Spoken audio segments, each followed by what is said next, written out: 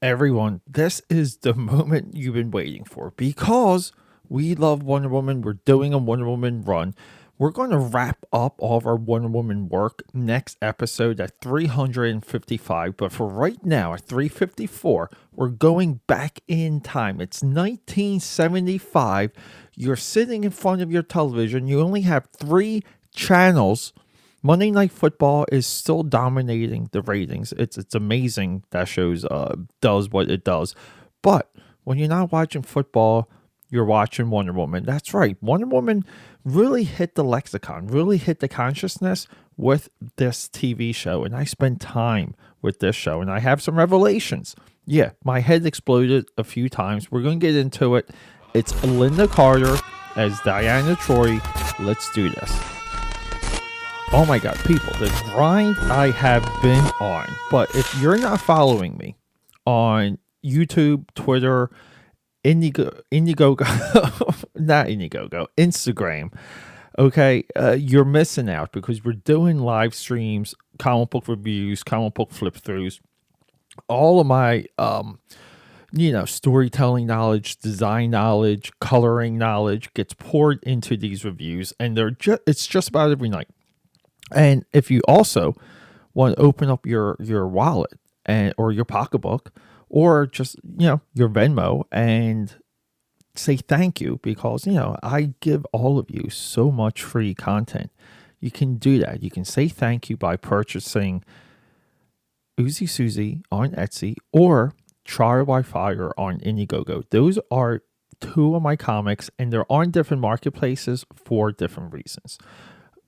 I've detailed that before. We're going to kind of skip that a little bit only because I don't know, I'm like so into discussing some of this. And I just want to go into my first revelation. So this show ran around 4 seasons. And one of the reasons I wanted to add this to this Wonder Woman run, where originally we should be on the Netflix run, all of the Netflix original movies.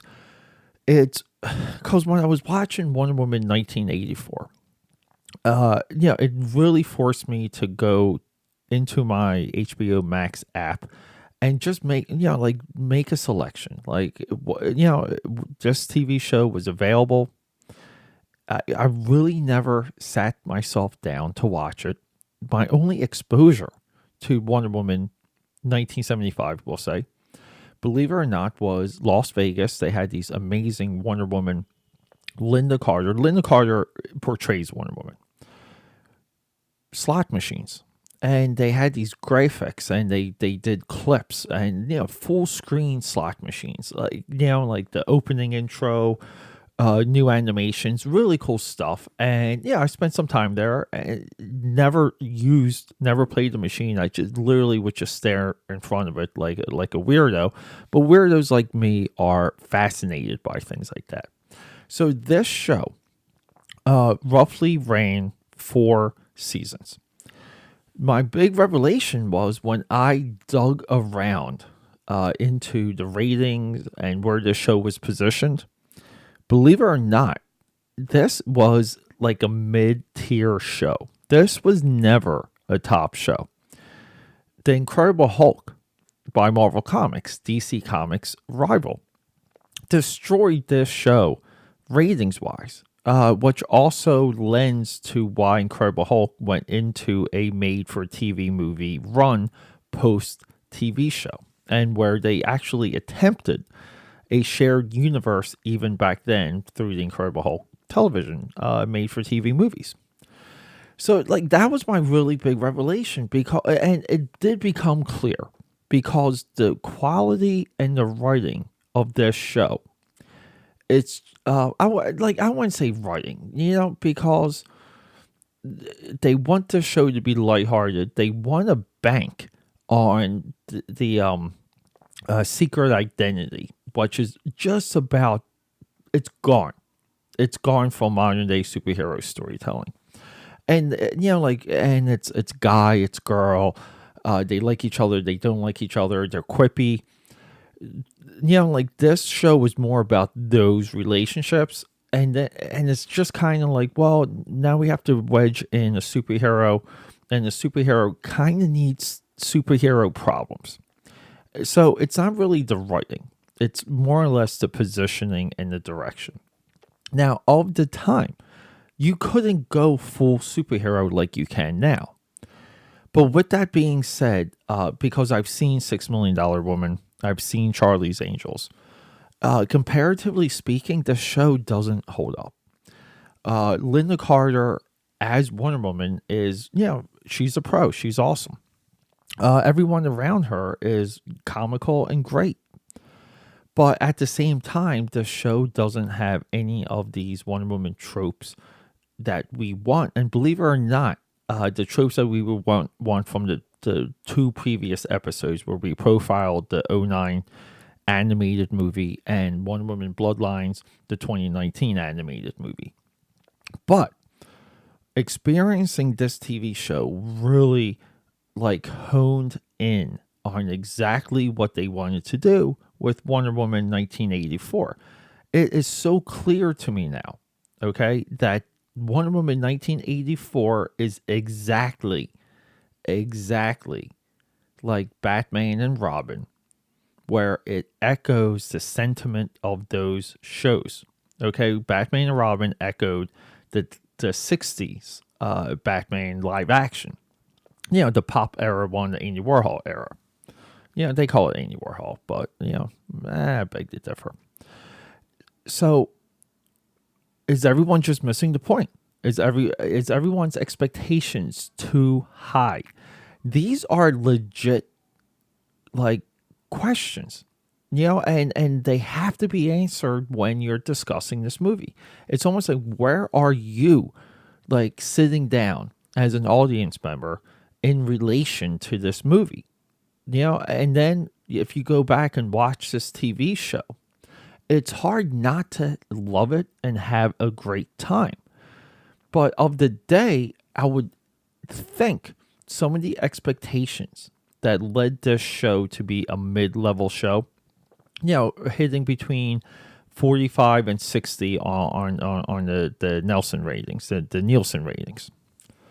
It's almost the same. You have a core audience that shows up because it's Wonder Woman, because they actually, believe it or not, are connected to the character through the printed page. But it will never elevate higher because people want serious superhero action. And it's so clear to where, that's why this show, eventually ended. And that is why the 60s Batman show eventually ended. The DC, TV push, or the TV format, didn't become anything until Lois and Clark. We're talking the James Dean show of the 90s, where it was fun, but it was also serious. It was a serious show. That was echoed with Smallville. That was also echoed in the USA Network's hugely criminally underrated Swamp Thing series, which I think ran for I think that might have been the longest. That might have been 5 seasons. The Flash, one season, it was serious. It had comic book roots. It respected it. And those shows they still hold up today because I think we have a format now. We have this idea, and this really pushes against this idea that DC goes too gritty and too dark too often, and they should be lighthearted. The failure of the Justice League movie, and I want to say no. We're talking second big revelation here that I had while watching this. DC Comics is serious. People want serious superheroes. People do not want superheroes that are fun, that are jokes, that are lighthearted. They really don't. Even Deadpool, he cracks jokes, but every situation that Deadpool is in, it's deadly serious. When he's chopping off people's heads and stuff. So I watched the first few episodes, and I was shocked that it does start in WW2. And this echoes the problem of the the modern day Wonder Woman, where if we're going to start in WW2, what do we do? Because we don't have a Captain America like hook where he goes to sleep. He basically gets frozen and resurrected. No. Wonder Woman premieres in WW2, and we have to bring her into the modern day.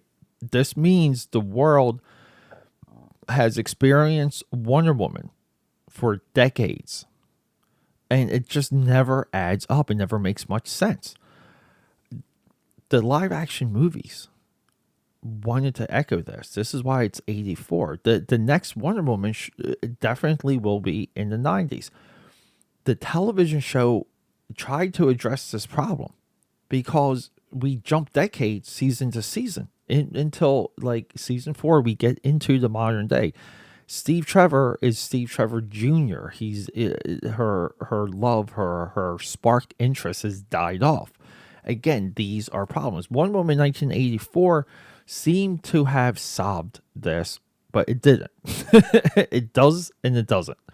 Okay, because it's not Steve Trevor that really comes back. It's somehow his essence, and he occupies someone else's body.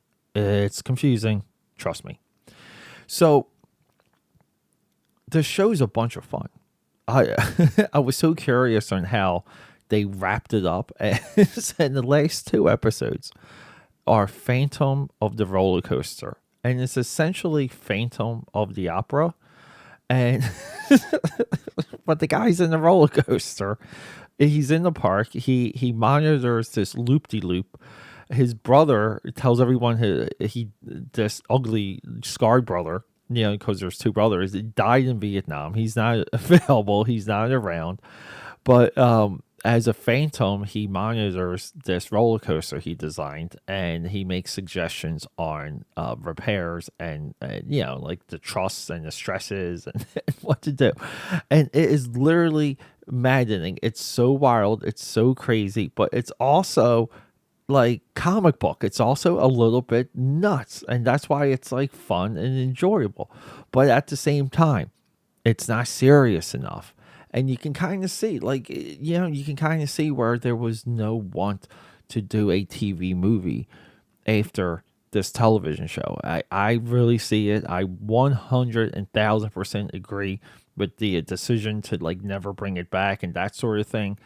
I don't understand why you would go into the 1984 direction post Gail Gadot Wonder Woman like part 1 or the first movie, because it didn't work for the television show jumping decade to decade. The show eventually became like the New Adventures of Wonder Woman. It never worked. It never felt right. Too much explanation. Oh my god, I couldn't even say it. But yeah, but we still want Linda Carter because she's so great. And we want like some of her supporting characters, which rotate because people die off. Part of like the backstory season to season.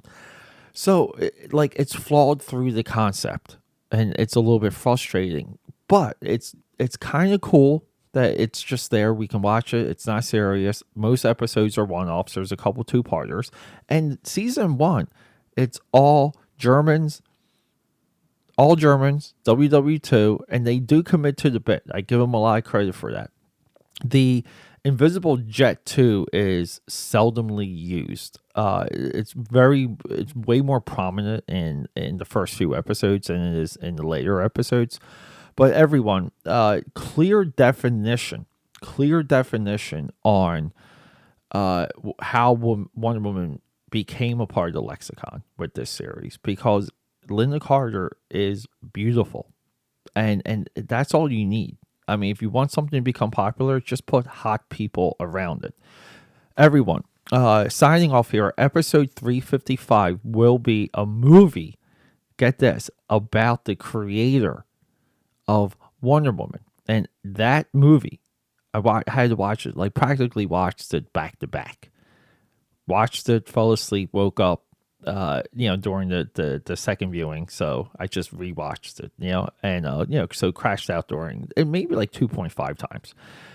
that movie blew me away for a lot of good reasons. We're going to discuss it. Thanks for joining me. And subscribe, support, leave a comment. Comments are huge for AKAPAD's Audio Audacity podcast. Thank you.